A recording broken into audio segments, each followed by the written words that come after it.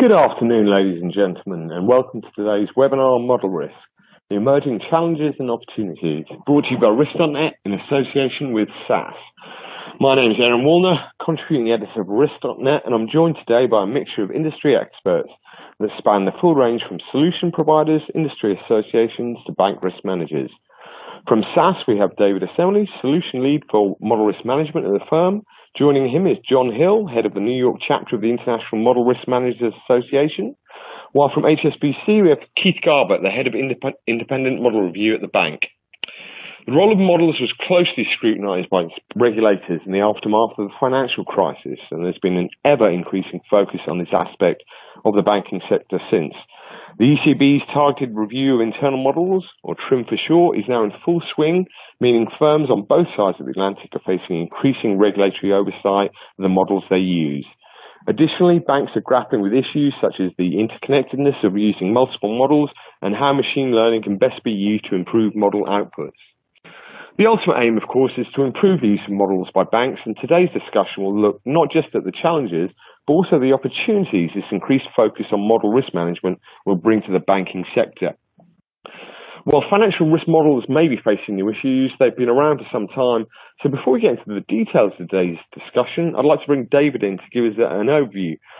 David, where did we get to where we are today with financial risk models, and what do you see as the main emerging risks posed to this sector? Thanks, Aaron. So from my perspective, again, seeing, talking to so many organizations around model risk, that there tends to be this, the number of models within organizations has been growing exponentially. And in addition, the complexity of these models, how these models are connected to each other, and then from a regulatory perspective, again, there's more scrutiny across the modeling landscape within organizations. All of those things kind of are adding to a system, and for many organizations, an outdated system. We're kind of the tools that are being used to manage this complex set of models, maybe spreadsheets or SharePoint sites or eGRC type solutions. So kind of with some of those tools that, again, have been, maybe we're capable of managing, model risk previously, the stress on those systems with these kind of new emerging risks, additional models, etc., has really resulted in a lot of teams being stretched very thin, and not able to, from my perspective at least, not able to provide the amount of care required for those, for the set of models within an organization. Okay, in terms of, you're saying teams are being stretched too thin because of the number of regulatory requirements that they're required to meet? Yeah, I mean, I think there's a couple different reasons, right? So, I mean, in general, organizations are looking to become more analytical, right? And that's increased the number of models. So, previously, right, there was maybe an individual that made a decision on a loan application, right? Today, that's all being done by models. Mm-hmm.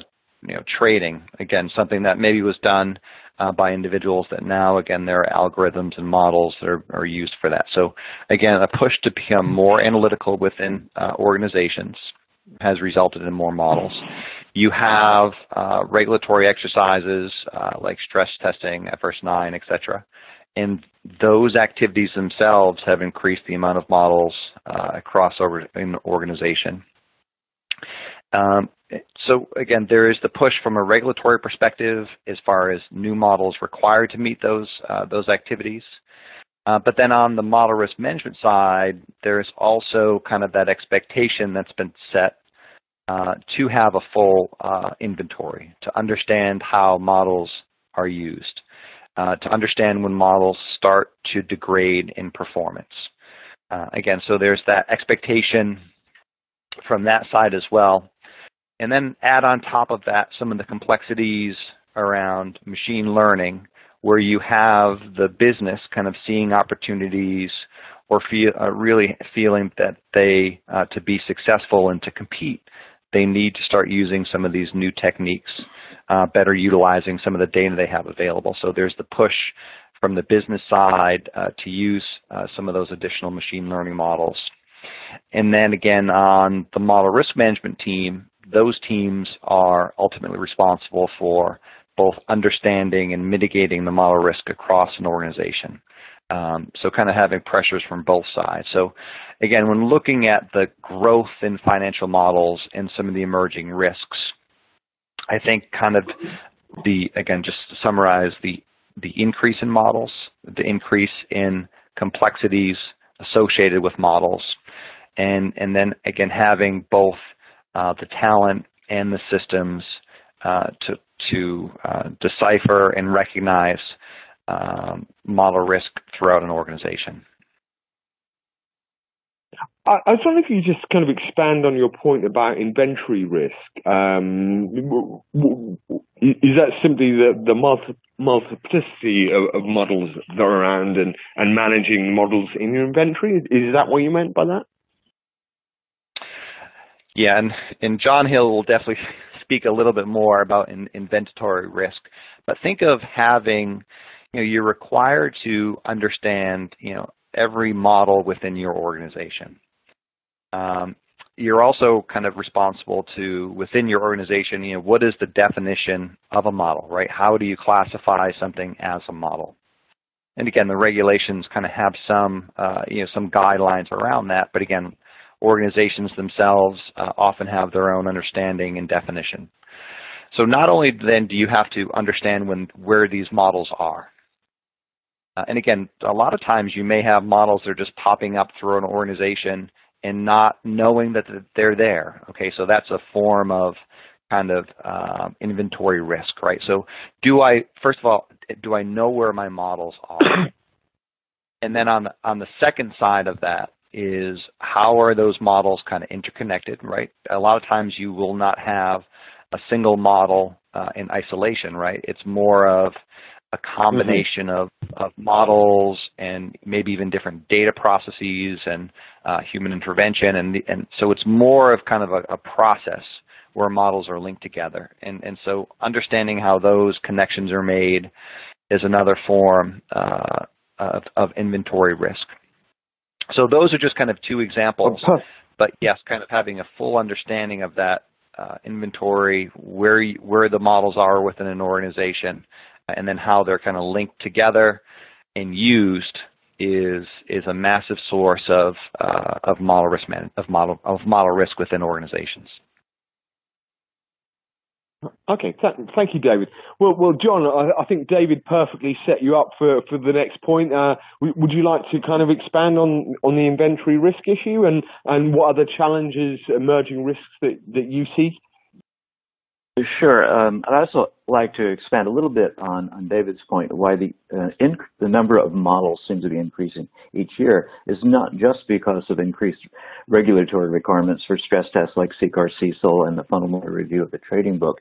It's because the line between what is a model and what is a non-model seems to get pushed each year towards the non-model end of the spectrum, so that almost each year regulatory direction is to include more and more software implementations that were not formally considered to be subject to validation would have to come under the validation mandate of SR 11.7, which is something I'll talk about a little bit later. A good example of that would be anti-money laundering models, which from most points of view, from any quantitative point of view, are not really models at all. They're transaction monitoring systems, but because of the high risk involved and reputational and financial risk involved with money laundering activities, a very clear direction was given by the Federal Reserve Board, I think 3 or 4 years ago, that these models also had to be included in the validation domain. So regulatory expansion of definition of what should be included in validation also contributes to that increase. Now, to get to the topic of inventory risk is something I've been interested in and have worked on recently. There are two particular problems that I see, outstanding problems with having a complete and accurate inventory, which is a requirement clearly stated in SR 11-7 and another document produced by the Federal Reserve Board called 1518. And it requires a complete understanding of both upstream and downstream dependencies of models, and that's an area that tends to be incomplete because model developers should have a complete understanding of their upstream dependencies, but very often they don't know who all the downstream users are. So it can be actually a fairly difficult attestation process to develop a complete understanding of model dependencies. And even with upstream dependencies, in my experience at 3 different leading tier banks, model owners who are responsible for defining and identifying those upstream dependencies will trace their input data. They know the data that goes into their models. They have to know that. They'll trace them up to the first upstream model. And very often they'll stop right there because they don't own that upstream model. They're not responsible for it. They tend not to pursue the question of, does that upstream model have another second generation of upstream dependencies? So in my experience, I found that the upstream dependencies provided by developers were also incomplete in that they only covered the first generation of upstream dependencies. Another area of weakness, and this leads to a lot of inventory risk, and by inventory risk I mean incomplete or inaccurate inventories, are what are called EUC, or end-user controlled models. This is something that David already referred to. Very often spreadsheets, they could be SAS programs, they could be R programs, but they're models that are generated on an individual user's workstation, such as a trader or someone involved in risk analytics, but they exist only on a single workstation, and very often the problem of discovering these models is quite extensive because very often the people who develop the models are may not be aware of the requirements for validation and for submitting them into inventory. The most typical pushback I've seen is, it's just a spreadsheet, therefore it's not a model. That's actually not correct, because plenty of spreadsheets can satisfy even a very narrow definition of what a model is. So EUC is a particular challenge at every bank. And I've talked to some third-party vendors who provide tools for finding these EUC models, and they said you would be astonished by the large number of EUC models that exist in the top-tier banks that aren't in inventory because of just a lack of communication or a lack of incentive to enter into inventory. So those are the two aspects of inventory risk that to me are most pronounced. Dependencies between models, and here we really need to think of models in terms of a model ecosystem. If we take that perspective that models do not exist standalone, do not function standalone typically, but they are nodes in an ecosystem of models within the firm's inventory, then that leads to a natural understanding that there are relationships between the nodes of the ecosystem that need to be mapped out and understood. And that is a very clear requirement, particularly for the CCAR exams. Regulators, bank examiners, and CCAR make it very clear they want a complete explanation of all the upstream and downstream dependencies for CCAR models. So those are my concerns about inventory management. The problem is, and at conferences, when I put this question to representatives of the major banks and I say, are you sure you have a complete and full inventory, I very rarely get the answer yes. Usually you'll say, well, we think we know most of our models, but we can't be sure we know about all of them. And that's the current state of affairs. And I think this is an opportunity for automation to find other ways of discovering models that are in use within a firm and the relationships between those models. Thank you, John. Keith, perhaps do you agree with John and David in terms of the points they made? I mean, is inventory risk a significant issue for you, or do you have other concerns? I mostly agree, but of course, nothing in this world is black and white, including, as we were just hearing, the sort of the model definition. I'm relatively new to HSBC, just having joined last year, and I formed the view that it's the world's most complex banking institution, and I'm waiting for someone to tell me or convince me otherwise. So I think then that we probably have the industry's biggest challenge on understanding the full model landscape and aspects of the inventory risk. And I'm pretty confident actually that we do have, just through fairly conventional processes, a very complete model inventory. And I guess the point about inventory risk is that it's about risk. So I would assert that it's relatively easy to find the biggest and most risky and most material models in the institution, and therefore to capture most of the model risk in your inventory.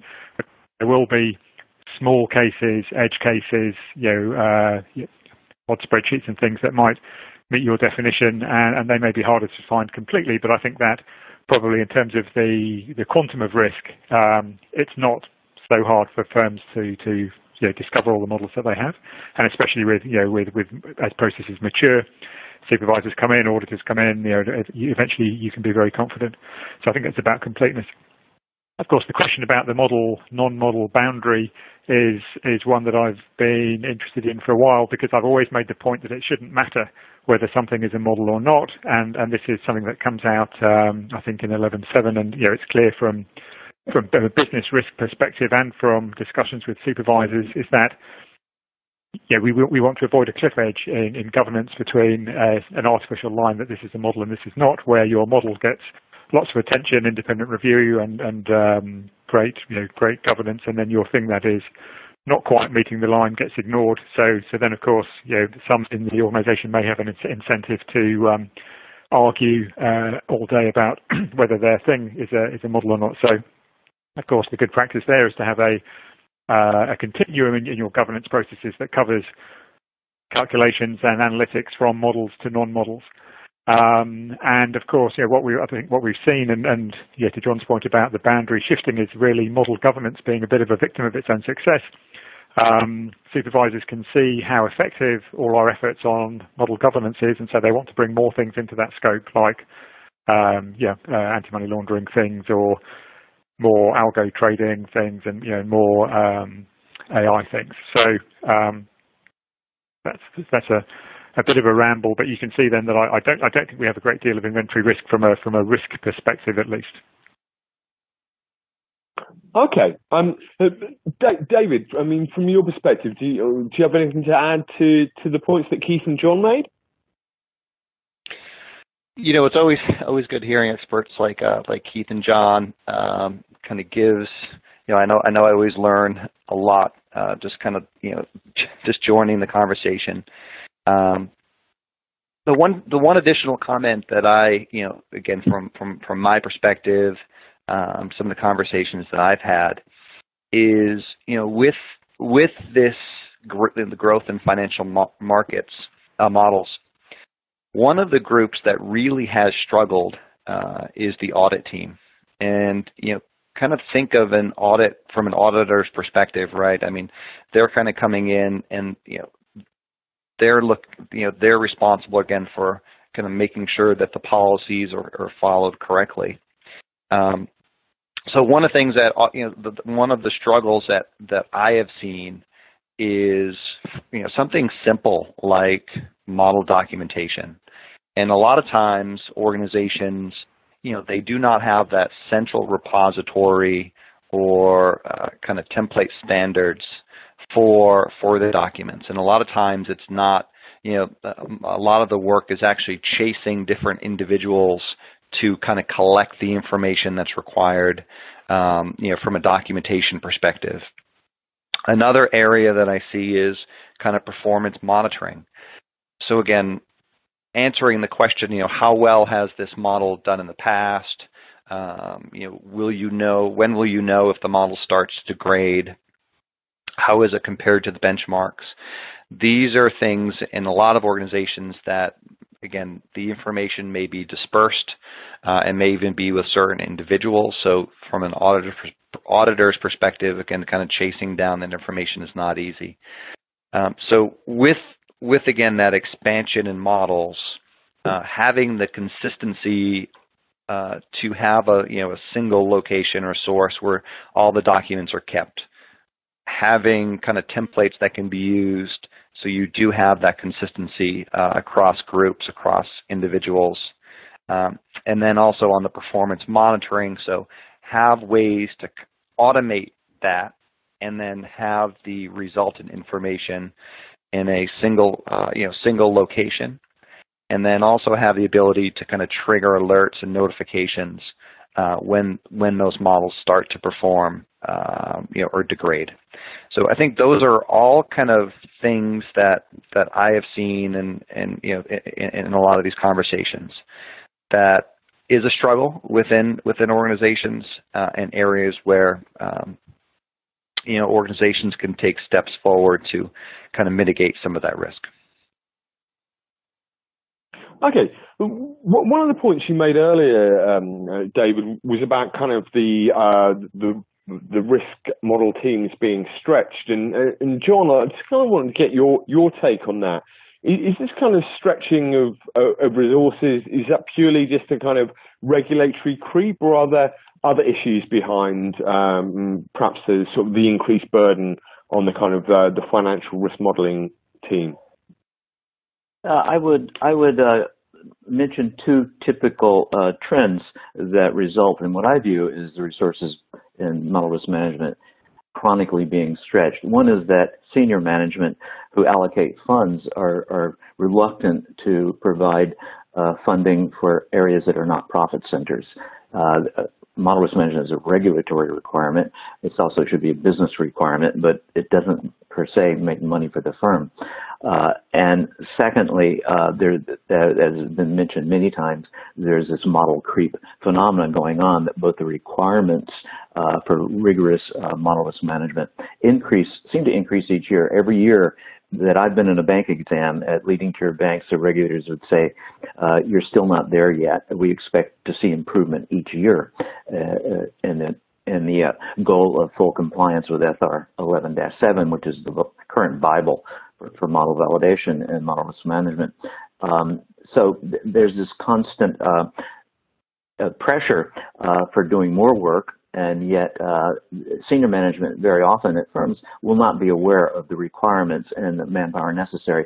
So I've said this many times to my colleagues, and it's true. There was not a single year in my years at 3 different leading tier banks that my team did not have to fall back on short-term consultants from the top 4 accounting firms such as EMY or Deloitte or KPMG, because we would get into a crunch for some validation pressure, some new requirement from the regulators, and always we were told, well, bring on some consultants, this is just a one-off affair, and that happened year after year after year. In one firm, I was actually asked by the regulators to tally up the amount of money that had been spent on consultants for my team. And even I was shocked when I added up all the numbers. Just over 2 years at this other firm, I had a team of perhaps 12 quants working for me on risk model validation. And when I looked at the amount that we had spent on external consultants, it came to over $5 million over the space of 2 years, just for my team. And when you look at that economically, it just doesn't make any sense. We could have hired full-time employees and for a lot less money probably, because we were using overseas resources, which are less expensive. But I never won that argument with management. I never was able to convince them it's more sensible to have a fully staffed team, even if they're not fully employed the whole time. We put them on secondary projects than to keep bringing in consultants on an ad hoc basis. There's no better example of that than in 2015 when Morgan Stanley was required to do a resubmission of its CCAR exam because of a conditional pass. I was working at Morgan Stanley at the time, and at one point, this was failure is not an option resubmission, over $100 million was invested just in bringing on consultants to make sure we would get through that challenge. And it succeeded, but it was immensely expensive. So those are the chronic problems with staffing that senior managers don't see the immediate benefit, because it really requires farsightedness, looking down the path and seeing that these requirements and inventories continue to grow, and the requirements are going to continue to grow. So that is my explanation of why I think we're chronically the teams tend to be understaffed. May not be true at every firm, but I think it's a general truth in the industry. And I should point out now that the Federal Reserve has finally announced that U.S. banks will only be doing the CCAR stress test now once every 2 years, which will actually be interpreted as a need for fewer model risk managers at many firms, possibly. So there's a second effect that's going to impact the staffing issue. So that's my view on it. Okay, so that is actually going to be an excuse for management to kind of reduce the focus on this side of the business. I think, given what you just said, we've had a bunch of really interesting questions coming from the audience, and there's one I kind of want to put to the panelists here. And it relates very much to the point that you just made, and it's talking about the risk model review team. And we've had a question come in, and someone has just asked, how do you prioritize? I mean, if you're talking about you've got a multiple number of models, what do you have a kind of a system to prioritize which models you assess and which are more important? I mean, what advice would you have to someone dealing with that? That's the whole panel. Who would like to take that question from the audience? Sure, I'll start with that one.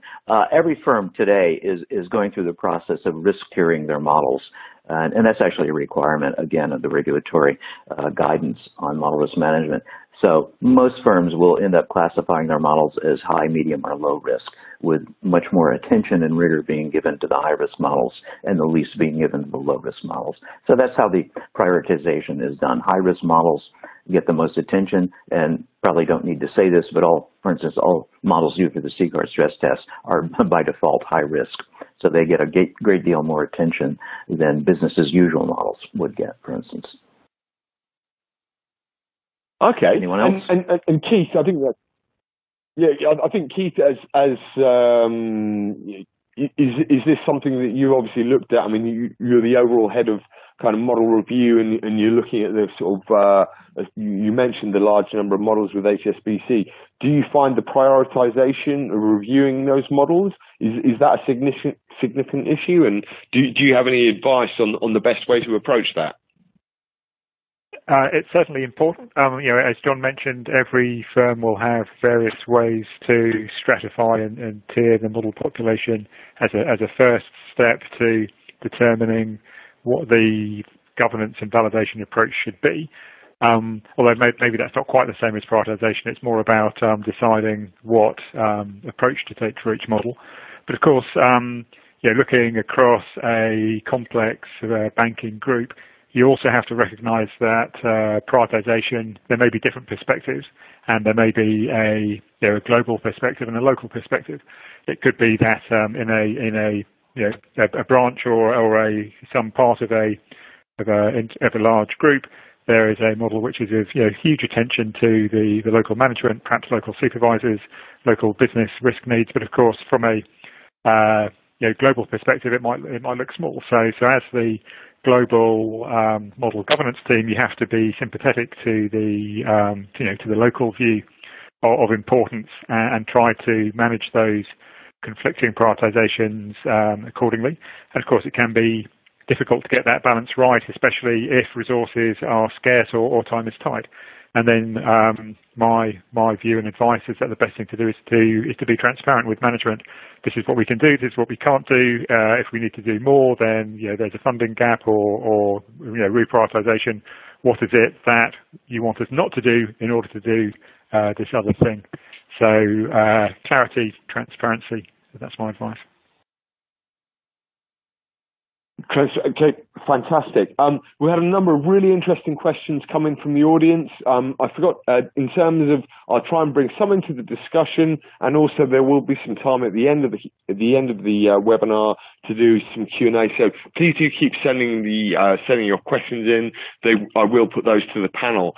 I'd like now to just kind of move on to the third bullet point in terms of it's come up a few times so far in terms of SR 11.7 as being the kind of the biggest move and the most significant move forward, and kind of Trim has followed that. I mean, John, I'd like to kind of bring you in on this question. I mean, to what extent has 11.7 improved standards? I mean, how significant has that been?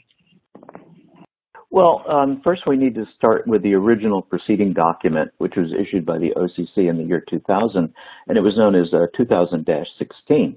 And that is a document that actually set the bar for model validation and model risk management at all conforming banks.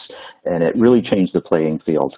I was involved in model validation a few years later, and I could tell that model risk management and model validators were given a great deal more authority by this document 2000-16 because it specified for the very first time that model developers were required to provide documentation that was sufficiently detailed to allow complete replication by a qualified individual of that model without reference to the developers or the development code. That's actually a critical criterion because it said prior to that, model developers were very haphazard about documenting their models. And this set a standard for model documentation that really made the job of validation much more precise. So move the clock forward 11 years. This document was superseded by an expanded version issued jointly by the FRB and the OCC called SR 11-7. The 11 stands for the year 2011 and 7 the bulletin number for that year. And just as an aside, I don't think I've ever met anyone who actually knows what SR stands for. So I'll throw that out. Does anyone on this call know what SR stands for? Well, here's a way. Now you can dazzle your management because it stands for supervision and regulation.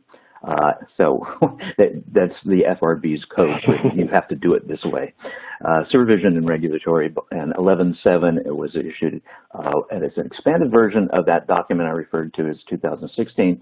It went from 9 pages to 21 pages, and it expanded a great deal on the concept of model risk management and set the bar in the playing field for all U.S. banks. But it was such a complete and comprehensive document, and I'd say very effective document, that it has become the de facto standard for almost all European and British banks.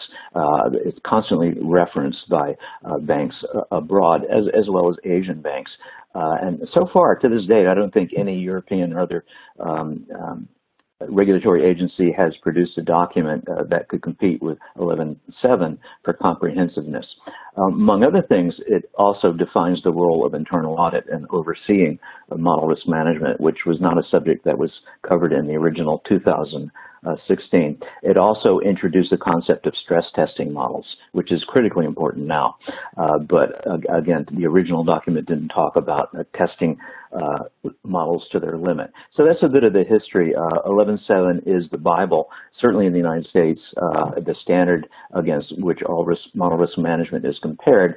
And in the regulatory exams, examiners will always give some assessment of how far along a firm is in complying with 11-7. To the extent that I think every major bank that I know of, and probably second and third tier banks as well, have gone through a process we call gap analysis, which is comparing their model risk management practice to every paragraph of SR 11-7 to make sure every single point is covered.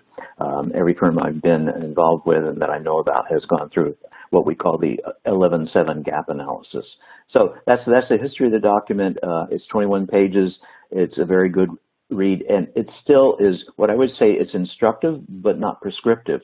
Now, this document tells what the regulators expect banks to do to comply with model risk management. It doesn't tell them how to do it. And that's the critical distinction. It's up to banks to find the best ways to achieve the goals that are laid out in 11-7. And by the way, 11-7 does allow for a risk-weighted approach to validation, which allows firms to allocate their resources preferentially to the high-risk models and with less resources being allocated to the lower-risk models.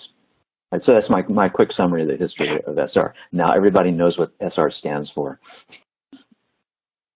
Okay, I was going to take a stab at standard regulation. That was my best guess, but yeah, it's quite close.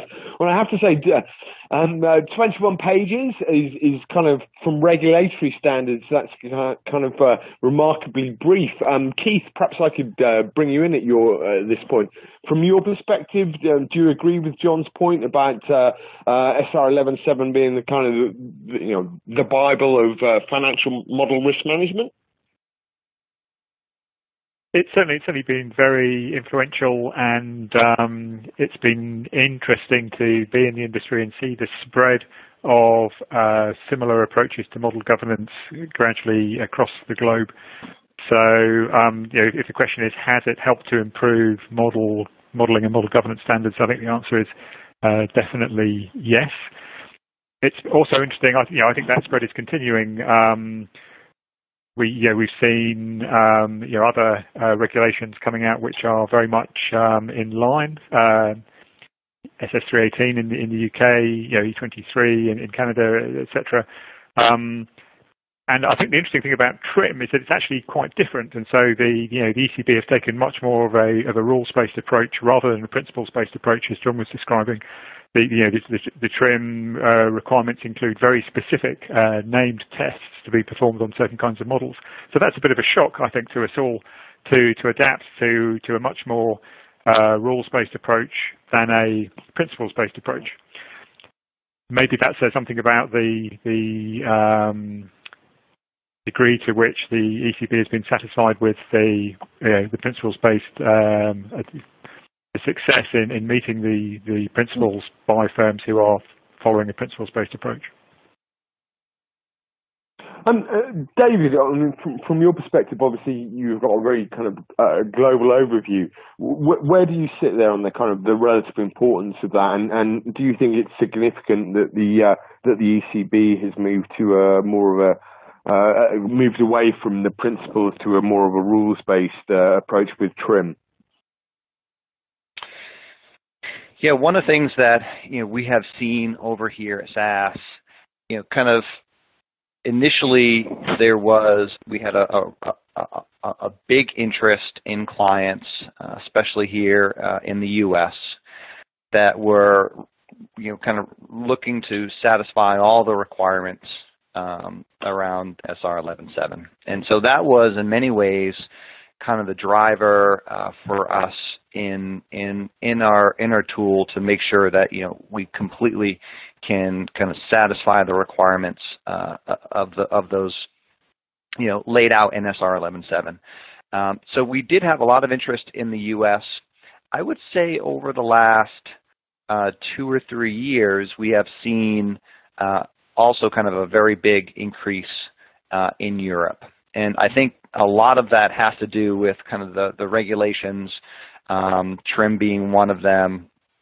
But just again, kind of in some ways, laying the groundwork that was laid for SR 11.7 has kind of also influenced from a global perspective. So we have seen a lot of interest in model risk management, or increased focus in model risk management over, I would say, again, the last 2 years, year and a half. And so, and again, TRIM is part of that, but not the only kind of driver. And we're also at this point seeing that interest also kind of shift over into Asia as well. And again, that is actually just starting to happen. So again, a lot of it is driven by the regulations. But I think one of the other kind of things outside of kind of the standards and regulations has been just the general acknowledgement that some of the new techniques that are being used, like machine learning, is introducing introducing risks, model risk, whether that be from a regulatory perspective or financial perspective or reputational. So again, I think there is that general understanding that this is a discipline that continues to evolve to meet the different kind of obstacles or challenges that are out there. I think regulation is a big part of it. over the last year we have seen, and again, John kind of mentioned some of the regulations on stress testing, maybe kind of not as firm as it had been. But in the model risk management space, again, we are seeing a lot of kind of reaction to kind of, again, that bar that has been raised as far as a regulatory perspective on model risk management, and that has resulted in a flurry of activity for SAS. So again, I think from a general regulatory perspective in model risk management, again, the expectations are that will continue to rise and has been rising. And then on the business side, I think there is that kind of general understanding and expectation that maybe some of the new techniques, especially in machine learning, are introducing some complexities that organizations are trying to do their best to both understand and mitigate. Well, that's perfect timing, because we've just had a very interesting question coming from a European bank on the issue of machine learning, and some specifically, I'll bring that question into the Q&A side of things. But John, I know from your side that machine learning is an area that you've been focusing on. I mean, just in terms of general financial risk modeling, how significant is the addition of machine learning to this financial risk models? I mean, from an industry perspective. Sure. I go to annual risk conferences, which will always have a stream on model risk, and I can say with authority that 4 to 5 years ago, I never heard a talk about using AI and machine learning in the model risk management space. At a recent conference in San Francisco, fully half the presentations were on various aspects of machine learning and AI. So it's really an idea whose time has come. I always used to say that 10 years ago that I didn't think we would see self-driving cars in our lifetimes. And now 10 years later, self-driving cars are running over pedestrians out in California. So a great deal of progress has been made with machine learning. Fortunately, when it's applied to finance, the only thing that could possibly get lost is money. But there's a great, and so definitely it varies from firm to firm how much investment is being made. There's one outstanding leading firm that I think has really set the bar for employing machine learning techniques in the model validation, model risk management space. And there are many different areas I think that machine learning can be used now, machine learning models, to offload some of the most tedious and manual parts of model validation. I used to say that I did my first model validation myself back in 2003. And up until 2018, I could say that the process was completely static. It really hadn't changed. We had made incremental improvements. We had better tools for replicating the models, but it was still a very manual process of retrieving, acquiring the model documentation, reviewing the documentation, making sure it had all the checkpoints, developing benchmarks to test the model against, going through all this, designing tests, suite tests for independent testing, and then writing up the validation. Some of those parts of the validation process can be taken over by machine learning. For instance, there are language parsing machine learning programs now that do a very good job of analyzing content and readability of documents, and they could be used to do a first pass on review of documentation, which is a requirement for any validation document, to rate the quality of the model documentation. Also, reviewing input data and assessing the quality of the input data, and even correcting errors that may occur, recognizing, for instance, extreme outliers as idiosyncratic errors, or filling in, backfilling missing data. These are all things that could be performed, call it data grooming or data cleansing. They can be turned over to machine learning programs. And then, of course, the generation of benchmark programs. Model validators will spend a lot of time developing benchmarks, which are alternative programs, as a way of sanity checking the production model that they're validating.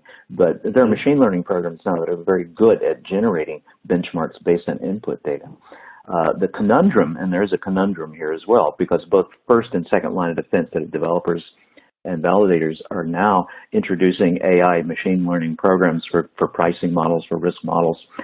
There's a conundrum of how does one validate a machine learning model, because one of the notorious issues with machine learning is that the models tend to be opaque.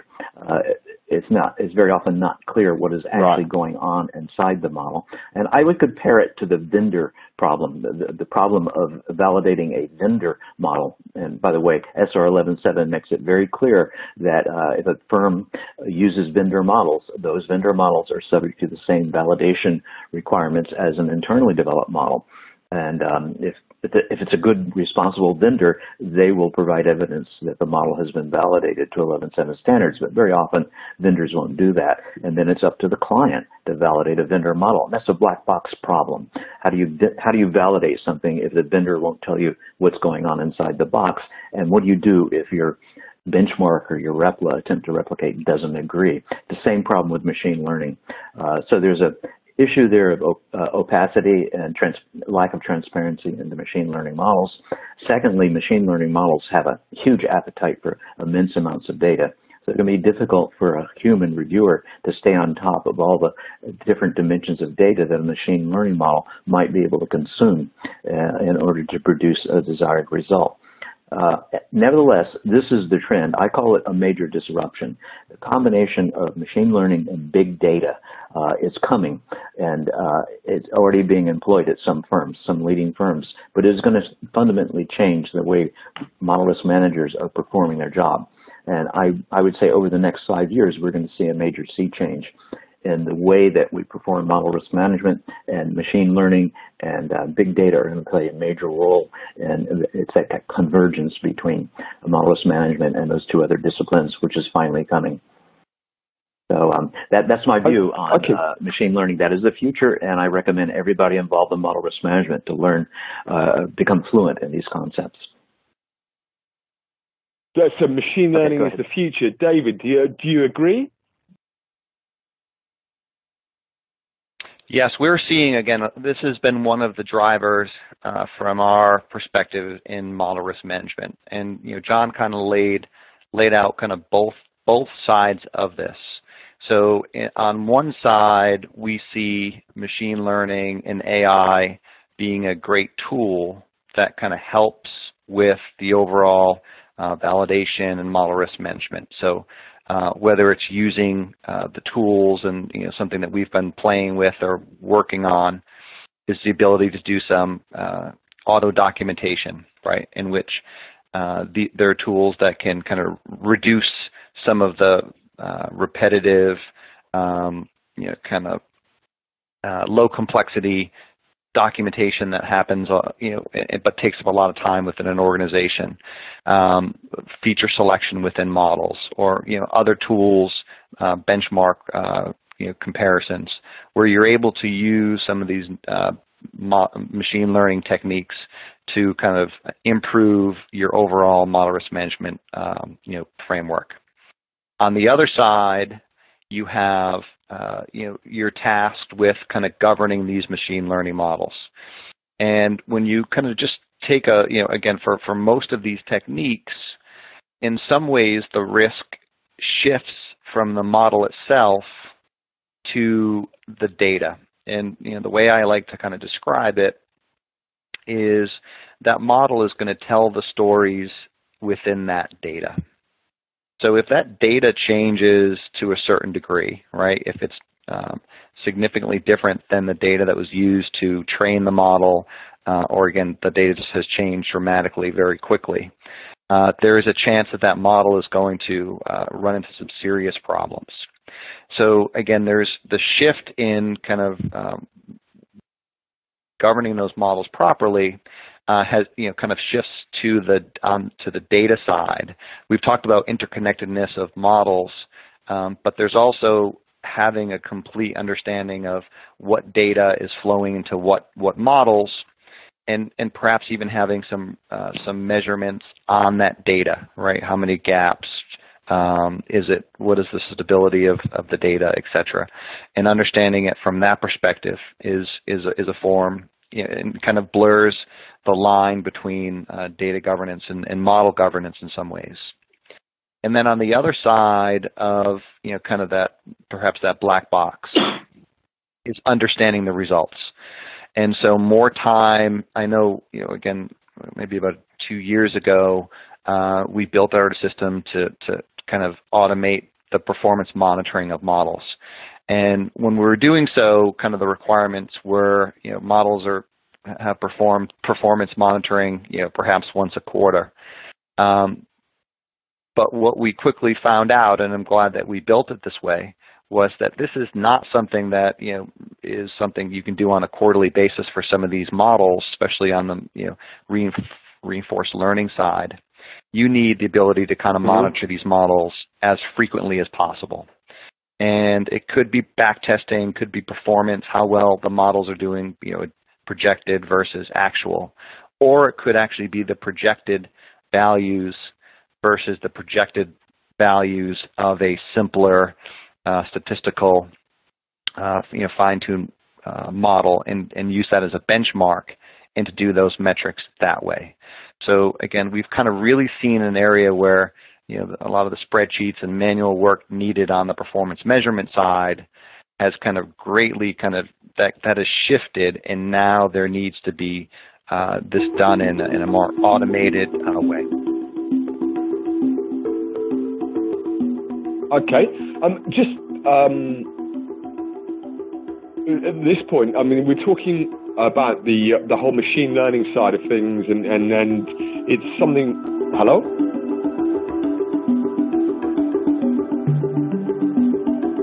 Is that a warning signal? So there's a sound going on in the background. Yes. So Keith, in terms of your perspective. You're from the industry. Machine learning, is it from the future, or is machine learning the future, or is the outdated? To talk in cliches, it's the present, of course. There's been a great deal of expectation for the adoption of machine learning techniques in finance, and we really are seeing that. But I'm also aware that we're getting close to the end of the hour, so I won't speak for long on this. But just a couple of points. One is, of course, that it's all about the fit between the solution, the machine learning solution, and the problem statement. So not all aspects of financial modelling include big data and are suitable for machine learning techniques. So there's that suitability point. And then, actually, I think it was alluded to just now that the emphasis or the focus for governance around these techniques, it includes certainly the data, but it also has to include the control framework around the algorithm and the way it works. So, again, it's a bit like algo trading, circuit breakers, or what are the controls to prevent the machine going haywire or behaving in a way that isn't acceptable in live use. So just a couple of points there, and also of course there's all the focus on interpretability of machine learning tools, but we are seeing the vendors and the systems now beginning to really focus on that and providing more insight into allowing us to peer under the hood and see how the algorithms are working. So I think that problem is sort of recognised and is being addressed already for us. Oh, okay. So in terms of that the algo classifying machine learning algorithms as models, that's being dealt with. The interpretability question, tools are appearing to allow us to sort of interrogate the algorithms to see what they're doing, how they're behaving, how they're fitting. So it's not such a black box as has been feared in all cases. Okay. Well, we're just moving on to the last few minutes. We've had so many excellent questions come in from the audience. I'd like to put some of those to the panel themselves, and just trying to kind of go through some of those in terms of. There's quite. We had someone from I'm guessing it's a European bank, but the question is TRIM superseding for European banks Is TRIM now performing the same role for European banks that SR11 has performed with US banks? Is that change happening? Is there anyone from the panel? Keith, you're from a European bank. I mean, perhaps you could take the opener on that. Well, I'm from a large international bank that deals with multiple supervisors and jurisdictions. So, we have been, of course, over the last few years, focusing on our model governance and ensuring that it meets all the expectations of all of our supervisors. But as I mentioned a few minutes ago, I think the difference with TRIM compared to the others is that it is less principles-based and more rules-based. So we are having to think about a more developing our approaches to make sure that we really explicitly meet those rules and can sort of tick them off, rather than having a discussion around why we think the approach that we're taking is adequate from a principles perspective, which is really what our other supervisors are more focused on.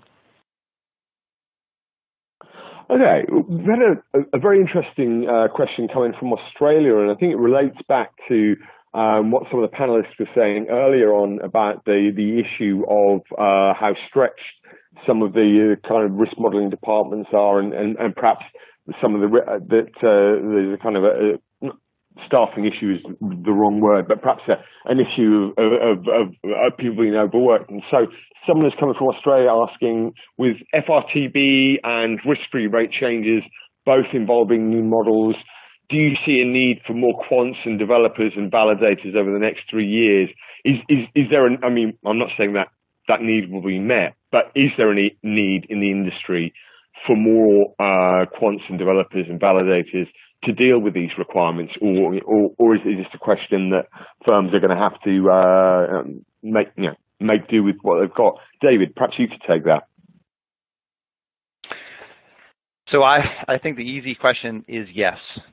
There again, with kind of some of the things that we've spoken here, with those additional requirements from the new regulations, the additional models, machine learning models, there is going to be a higher demand and need for that type of skill set. And it's something that we're seeing today, right? When you kind of look across, some of the job boards, et cetera, you see there is always a need, and an increasing need for those that have the analytical skills that can do this type of work. So, and again, those individuals are in high demand in other as well. So, yeah, absolutely, I think, and that is kind of that will be one of the kind of challenges moving forward, is having the appropriate talent to meet, and to kind of to deliver what we've kind of been talking about here with these increased challenges.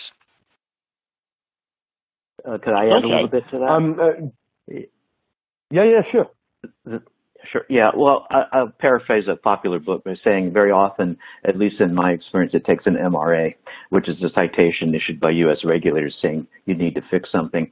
My team actually once got the only MRA I ever loved, which was from the regulators saying my team was understaffed. And for the first time in my career, my management came to me and said, how many staff do you need to meet this challenge? I said, I think 2 additional, this was for consultants actually, 2 additional should do it. They said, you'll take 5.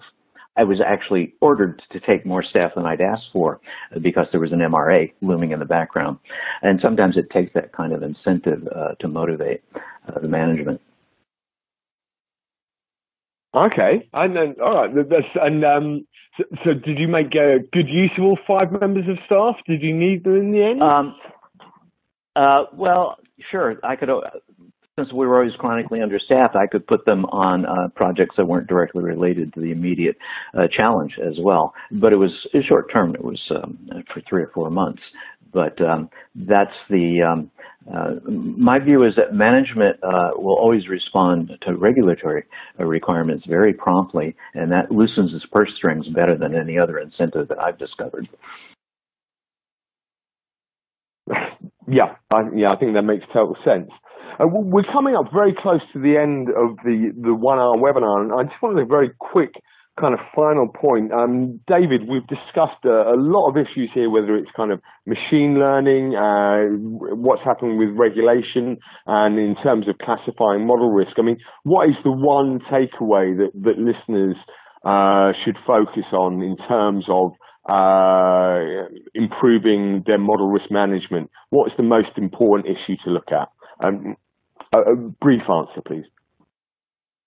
Yeah, I mean, I would say this, that the organizations, again, that I've been working with or have had conversations with, that have the champions within an organization, that are investing not only kind of in spending time at looking at what they can do today, but also kind of the challenges that are moving forward. So to me, I always love these type of conversations.